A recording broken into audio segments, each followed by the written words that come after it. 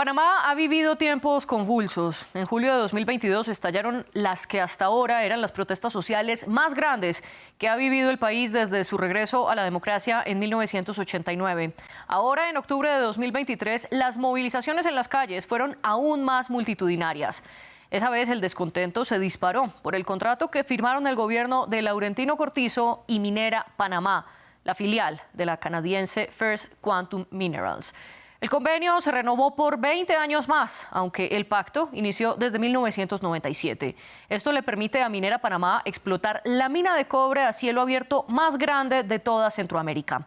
El malestar es por los impactos ambientales que puede tener, ya que está ubicada en el Corredor Biológico Mesoamericano, que crea una vía de tránsito para las especies desde Panamá hacia México.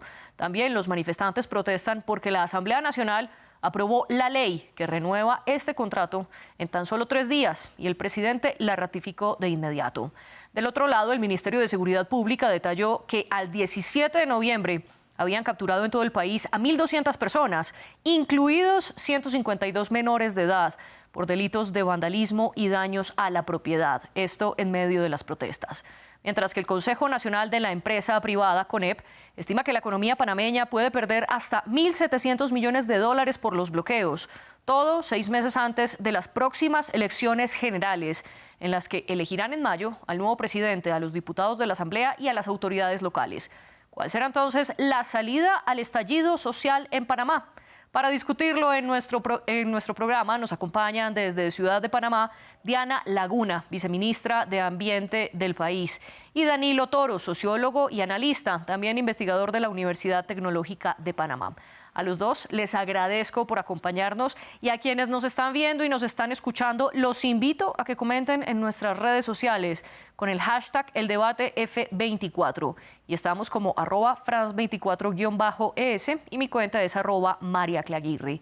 También tenemos nuestros debates en nuestro canal de YouTube, en France 24 en español, y también en Apple Podcasts, Spotify, Deezer y TuneIn.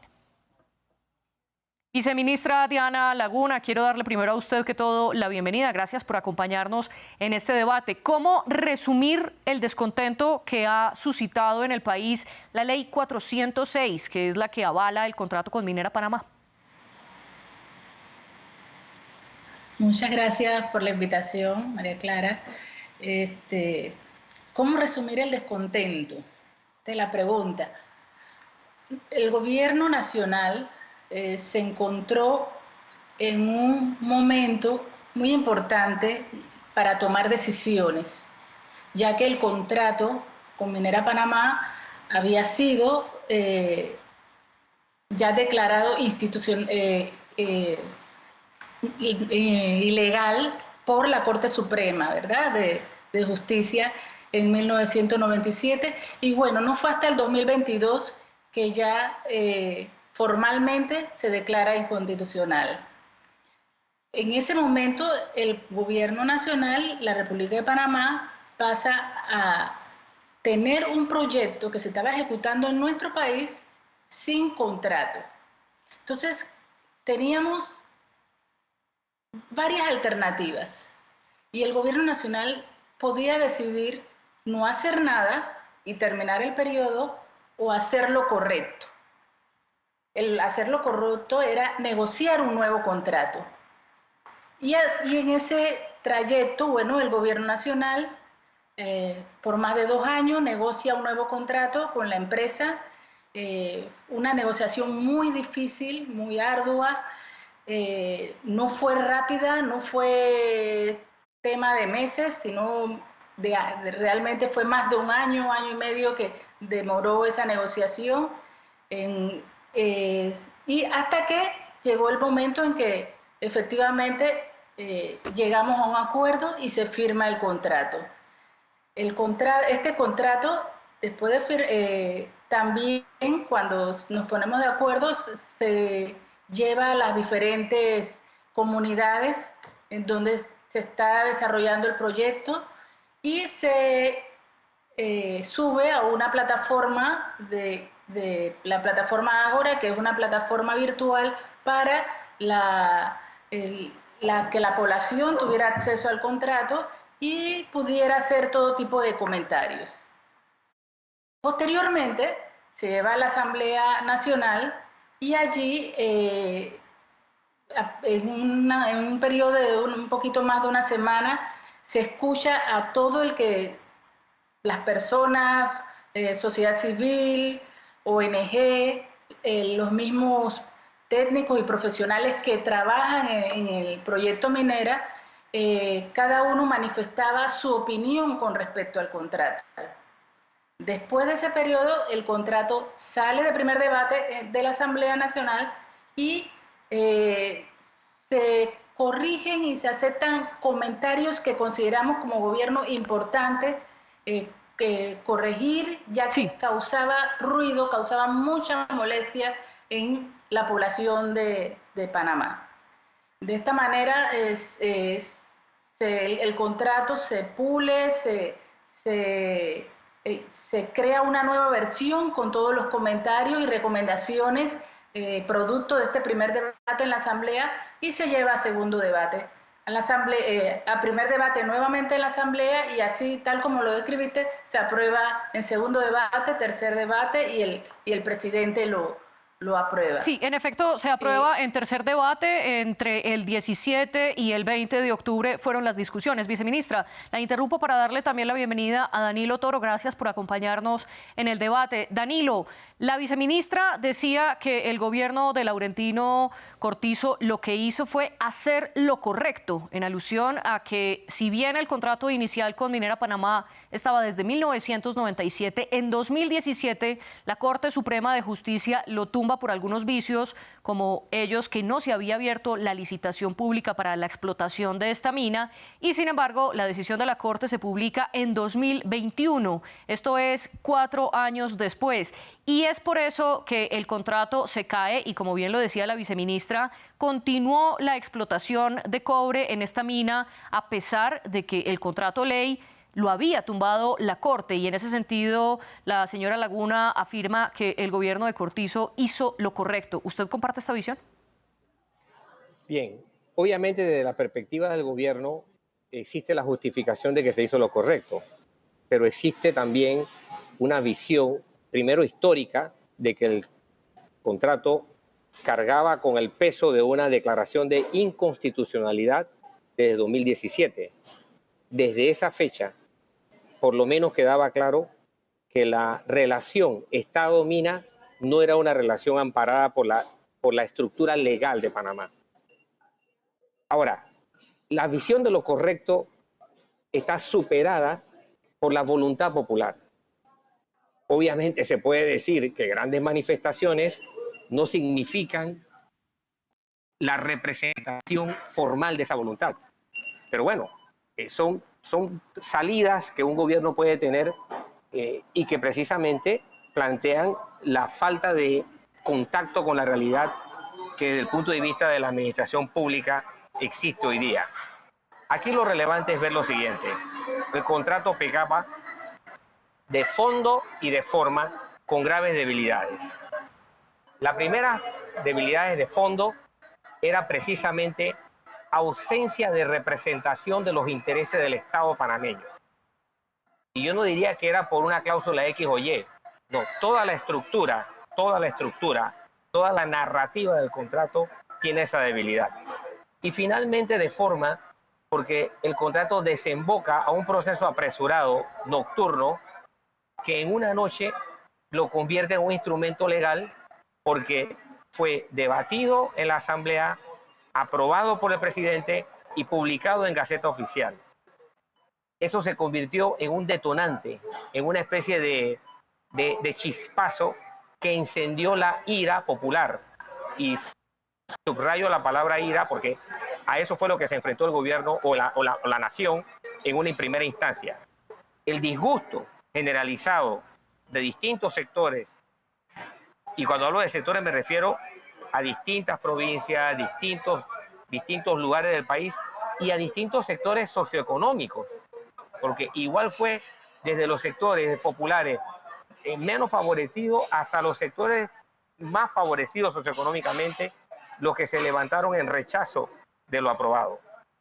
Y la realidad hoy día es que del problema minero, del problema de una relación cuestionable por ausencia de los intereses del Estado de Panamá, hemos pasado ahora a un problema político de otra envergadura, del cual el asunto minero es apenas uno de los muchos elementos que gravita en el torbellino, en el huracán de inestabilidad que el país tiene y que responde a un cúmulo, a una historia acumulada de insatisfacciones que incluso no comienzan con este gobierno, pero que le toca a este gobierno enfrentar y que obviamente pasa por la crisis de la pandemia de COVID, por desaciertos y desajustes que se dan después de esa crisis. Hace apenas alrededor de un poco más de un año tuvimos un estallido social, julio de 2022, y que reaparece con la situación que tenemos ahora. Ese reaparecimiento responde a la indebida atención que hubo de la crisis del año 2022. Lo único que ahora tenemos un estallido con un volumen más alto y con una tensión próxima a las elecciones, lo que pone en riesgo todo el periodo electoral. Y cuando hablo de riesgo no es que se vayan a hacer o no las elecciones, sino en la calidad de elecciones que se pueda tener en Panamá. Y ya vamos a analizar ese punto.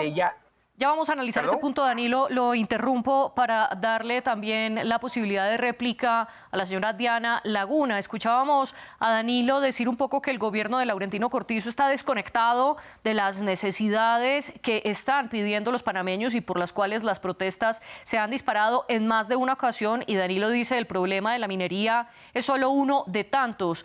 Diana, ¿está desconectado el gobierno con las necesidades de la gente en Panamá? Totalmente en desacuerdo con ese comentario. Como yo mencionaba al principio, el gobierno nacional cuando negocia un contrato lo hace haciendo lo correcto, lo que se consideraba correcto porque ya existe un proyecto minero en proceso. Desde el 2019 la empresa está extrayendo cobre de la región, del área.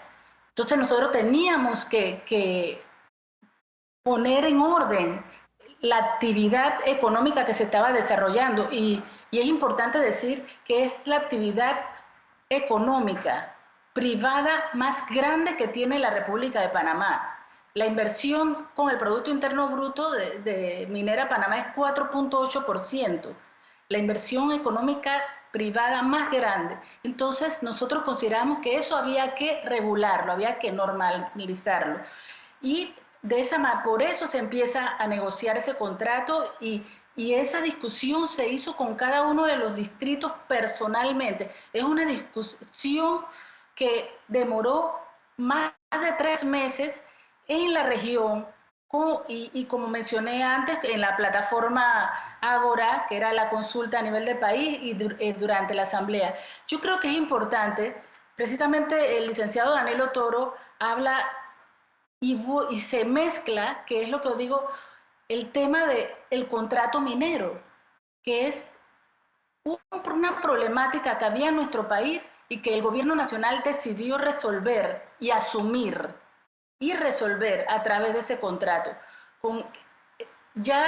Se habla usted ha hablado al principio de que ese era un corredor biológico. Cuando el gobierno nacional entra a gobernar, ya la empresa estaba, el proyecto existía. Para desarrollar el proyecto se aprobaron 34 estudios de impacto ambiental, de los cuales 33 estudios de impacto ambiental estaban aprobados antes de nosotros llegar. Nosotros tenemos que cumplir con las normas ambientales. Solo un estudio de impacto ambiental se aprobó en este gobierno que tiene que ver con un cerzo que se le quería hacer a una población. Y nosotros, como Ministerio de Ambiente y el Gobierno Nacional, hemos estado vigilantes de todas esas afectaciones ambientales que puede estar o podría estar causando el proyecto. Por eso, dentro del contrato, la temática ambiental fue uno de los primeros criterios que se llevó a un consenso con la empresa. Y se aceptó cada una de las cláusulas que nosotros como gobierno nacional y los expertos ambientales que estuvieron en la negociación del contrato impusieron y la empresa estuvo de acuerdo. Viceministra. Nosotros no defendemos la empresa en absoluto, defendemos el contrato en la temática ambiental, en la temática laboral, en la temática económica, porque se hizo responsablemente, considerando el momento en que se vivía. Siempre se pregunta, ¿se considera que se cometió un error? Yo he visto mucho en las entrevistas en televisión eso, y yo empecé diciendo eso, que se hizo lo correcto. Ahora, en ese momento, que era el momento de la decisión, o se negocia un nuevo contrato o se cierra la mina. Viceministra, justo por eso le quiero hacer una pregunta. Usted habla un poco de lo que se hizo antes del gobierno actual del presidente Cortizo. Sin embargo, quiero preguntarle cómo la mina siguió funcionando a pesar de la decisión de la Corte Suprema, porque ya lo habíamos dicho, la Corte toma la decisión en 2017, antes de la llegada de Cortizo en 2019, pero en 2021 es cuando se conoce. ¿Por qué entonces la mina siguió funcionando? Sí se declara inconstitucional, pero la empresa emite sus recursos al fallo de la Corte.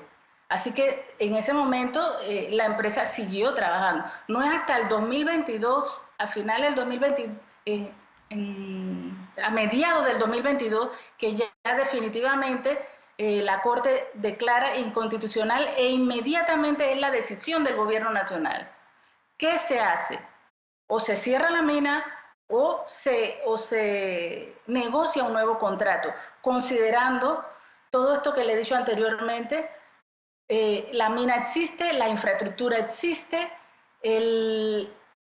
existen más de 9.000 personas que trabajan directamente en la mina, que pagan a la Caja de Seguro Social sus impuestos, más de 40.000 personas que trabajan indirectamente, proveedores de la mina y todo Sí. esto. Había que, o sea, la decisión no era blanco o negro, o sea, había que tomar en cuenta todas estas variables.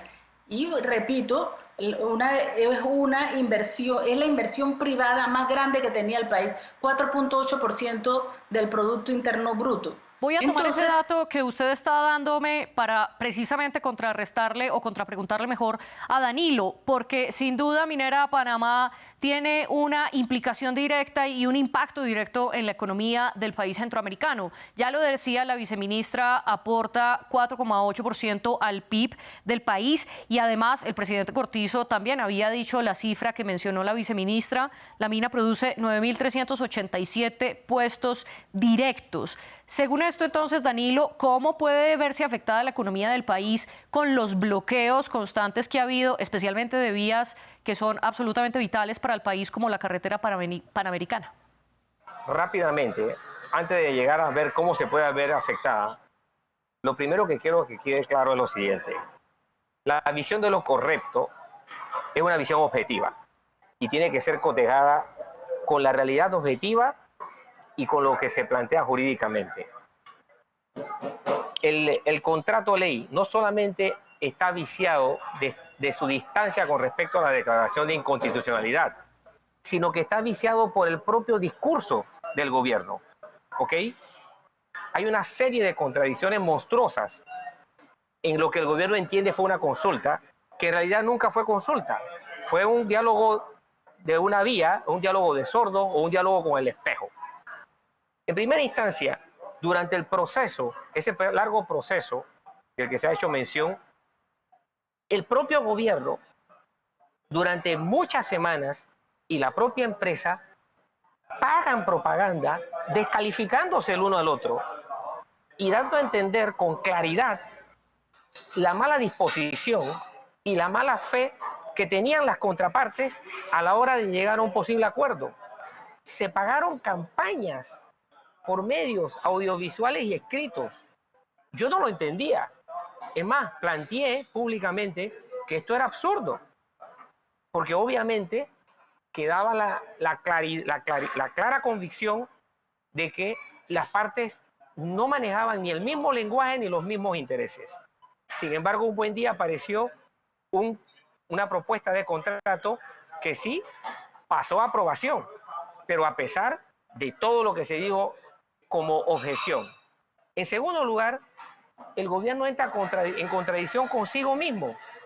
La misma semana que el gobierno presenta ante la Asamblea el proyecto de ley minero, presenta también el proyecto de ley del plan de desarrollo de la misma provincia en que el proyecto de ley está ubicado, en la provincia de Colón. Y el proyecto de desarrollo defendido y aplaudido por el propio gobierno dice taxativamente, el plan de desarrollo de la provincia de Colón, que es donde está la mina, dice taxativamente entre las páginas 19 y 31 todos los perjuicios que ese proyecto le trae a la provincia de Colón y explica en qué medida eso afecta a la provincia de Colón. Y ya le vamos a contrapreguntar a la viceministra sobre esto, pero le pido por favor, Danilo, que responda sobre los impactos en la economía. Son enormes, enormes. De esta el país no va a salir libre porque los costos ya están planteados. Es decir, si la mina sigue, va a haber un impacto enorme porque fíjese nada más detener a la economía por un mes en esta discusión.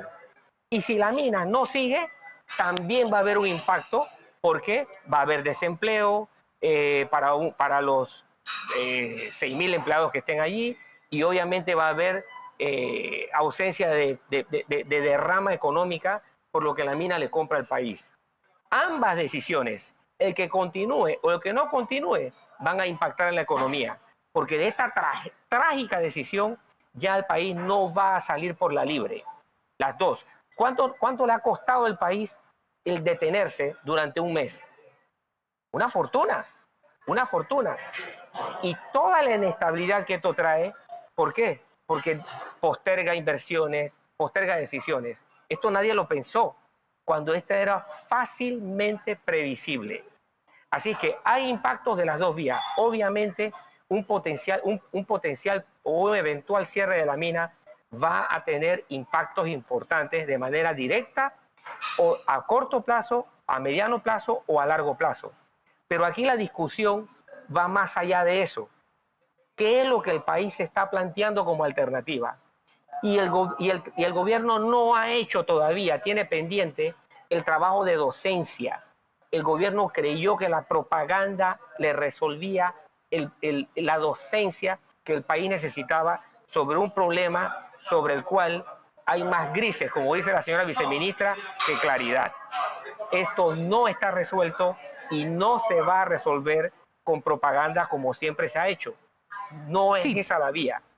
El gobierno tiene pendiente dar explicaciones que tienen que ver con la disponibilidad de fuentes hídricas, con el recurso de los bosques, con los verdaderos beneficios que el Estado panameño puede recibir de una relación que no quedó clara y que quedó cuestionada por el propio Estado, el gobierno, Danilo. perdón, por el propio gobierno. El primer acusador de la minera fue el propio gobierno. Danilo, y ya vamos hacia ese punto que usted plantea de cuáles podrían ser las posibles salidas. Muy brevemente, viceministra Diana Laguna, ¿qué tiene para responder frente a las contradicciones que plantea Danilo y frente al hecho de que dice que el gobierno todavía no le ha dado respuesta a los panameños, especialmente sobre los impactos que podría tener este nuevo contrato minero en el agua y en los bosques del corredor biológico? Sí. Antes de contestar esa pregunta rapidito, muy brevemente, yo por favor, quiero que nos aclarar que llegar a esa negociación con la empresa no fue fácil. O sea, fue muy difícil y fue ardua esa negociación. En cuanto a los impactos, bueno, ya también hemos dicho claramente que la empresa minera utiliza... cuando nosotros llegamos allá, ya el tema de los bosques, la deforestación para desarrollar el proyecto ya estaba. El 85% de los bosques estaba. Pero cuando llegó el gobierno nacional, se hizo una cuantificación de esa cobertura boscosa de nuestro país y se declaró que el 68% del país es cobertura boscosa. Y con ese dato, Panamá logra ser carbono negativo, uno de los 3 países carbono negativo en el mundo en ese momento, que incluía el desarrollo de este proyecto. Entonces, con eso lo que quiero decir que la sostenibilidad ambiental y la sostenibilidad hídrica con el proyecto existe, se maneja de manera sostenible y nosotros como Ministerio de Ambiente le hemos estado dando seguimiento. No afecta para nada, se hablaba de que este proyecto afecta a la cuenca del canal, tampoco es real. Hay 5 cuencas antes de llegar a la cuenca donde está el proyecto y lo que sabemos o entiende cómo se comporta una cuenca hidrográfica, sabe que un cuerpo de agua no afecta los otros si están en diferentes cuencas. El contrato minero que se estableció ahora le exige a la empresa que tiene que pagar por el uso de agua.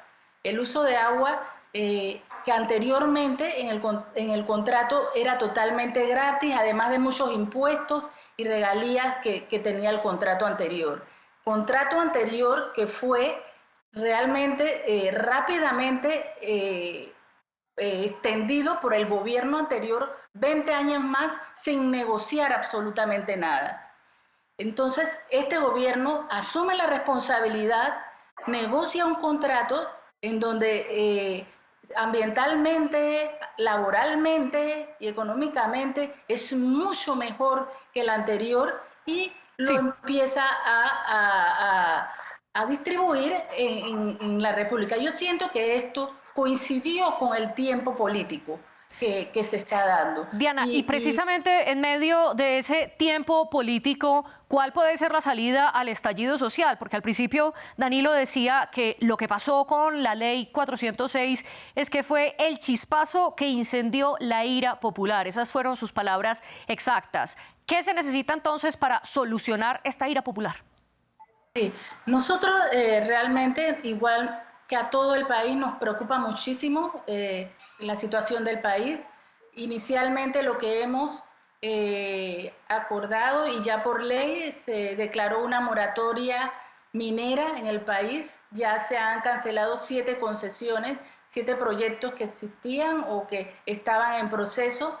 Y ese fue una de las solicitudes de la población que el gobierno nacional atendió muy rápidamente y ahora lo que podemos decir a la población de Panamá es que nosotros estamos esperando la respuesta de la Corte Suprema de Justicia. Este viernes ellos van a estar en una sesión permanente y estamos, al igual que todos, esperando el fallo de la Corte y garantizamos que vamos a respetar el fallo de la Corte Suprema de Justicia como gobierno nacional. Y creo que todos estamos en espera de eso y es el mecanismo legal que en consenso se decidió para poder ya tomar una decisión definitiva.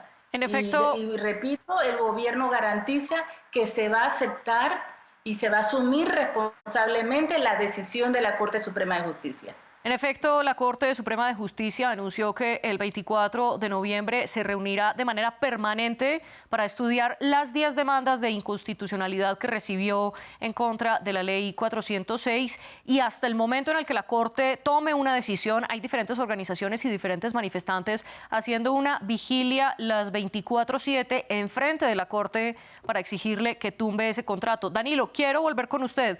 Usted hablaba entonces de esta ira popular. ¿Qué soluciones puede haber? Y en el punto específico de la minería, ¿será una solución la moratoria que mencionaba la viceministra?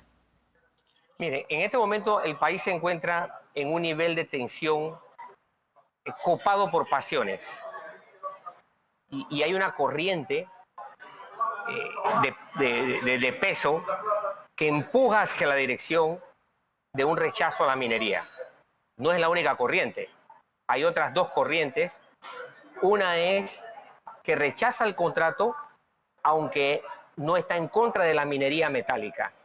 Y por supuesto que hay otra corriente, fundamentalmente pues representada por el propio gobierno, que está a favor del contrato y que por lo tanto es obviamente empuja o le da su favor a la minería metálica.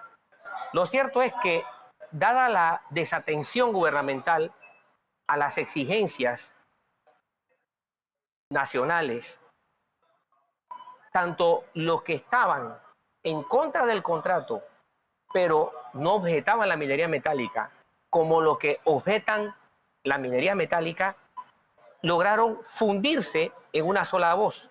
Y ahora al gobierno le cuesta volverse a separar esos dos grupos. ¿Por qué? Porque la fuerza de la pasión ante una torpeza avasalladora demostrada en el último tramo del proceso de aprobación del contrato llevó a esa radicalización del discurso de adversidades. ¿Qué salidas hay? Bueno, en primera instancia, todas las salidas son, en primera instancia, de naturaleza política. Porque en eso coincido con la señora viceministra. Esto hay que dejarlo en manos de la Corte Suprema de Justicia. Y es bueno que se dé una decisión reposada. Aquí la velocidad puede complicarnos las cosas por mucho desespero que haya. Aquí se necesita una decisión reposada con todos los argumentos que vengan al caso. Pero en el intermedio, el gobierno no ha entendido que tiene que tomar acciones políticas porque la minería dejó de ser el centro de gravedad del problema. Y el gobierno no se ha dado cuenta que tiene que oxigenarse, que tiene que abrir sus ventanas y sus puertas, que tiene que convocar a sectores diferentes a esos límites tan escasos que le presentan sus propias fuerzas políticas. El gobierno no acusa recibo de su debilidad. El gobierno no entiende que debe abrir espacios para que sectores distintos, incluso que le son adversos, entren a tomar decisiones. Ya el objetivo tiene que ser otro, porque lo que está a riesgo es la próxima etapa, es el proceso electoral. Y ya el proceso electoral está siendo determinado por esta situación. Vamos a profundizar en ese punto para entrar en la recta final de nuestro programa. Discúlpeme, lo interrumpo, Danilo. Diana, Danilo dice que el gobierno no toma acciones políticas. ¿Está quizás a la espera entonces de las elecciones del próximo mayo? Perdón, no escuché la última parte. ¿Está esperando el gobierno de Cortizo simplemente que lleguen las elecciones de mayo y el cambio de gobierno? No, definitivamente no. El gobierno no ha dejado de tomar acciones. Como dije, estamos esperando la decisión de la Corte Suprema de Justicia. Paralelo a eso, todas las semanas nosotros nos estamos reuniendo con diferentes áreas importantes de nuestro país, sectores de nuestro país,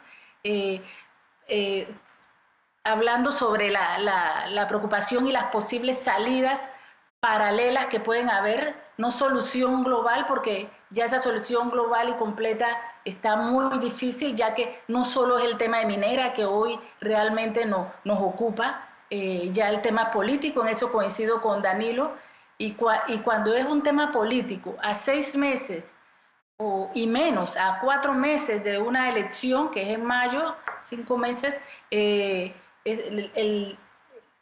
el desarrollo para llegar a un punto de encuentro, un punto de consenso con la población, todavía se hace un poco más difícil.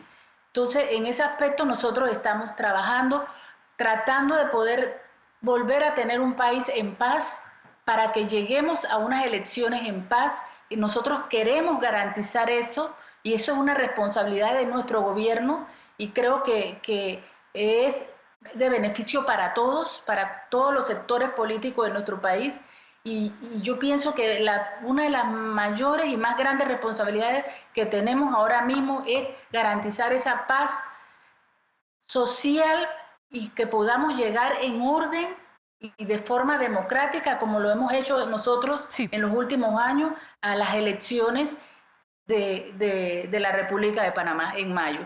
Su visión entonces es que el gobierno quiere garantizar unas elecciones en paz. Danilo, para cerrar, ¿cómo afecta todo esto entonces las elecciones en menos de un minuto, por favor? Por un lado tenemos que el nivel de tensión al que se ha llegado comienza a descartar por gravedad opciones políticas. Y el grado de desconfianza el grado de pobreza con que el gobierno ha llegado frente a la capacidad de la nación, del pueblo, de darle credibilidad y confianza, eso es lo que yo llamo crédito público. La pérdida del crédito público que ha tenido el gobierno no le permite transmitir eso que el pueblo demanda en un entorno político como el electoral. Credibilidad y confianza. El gobierno tiene que recuperar ambas cosas si quiere llevar al país a un torneo electoral que sea viable y que sea más un puerto de llegada que un puerto de salida de nuevos problemas de inestabilidad. Ya veremos entonces qué pasa en mayo de 2024 en Panamá. Diana Laguna y Danilo Toro, gracias por acompañarnos en nuestro programa y gracias a nuestra audiencia por elegirnos.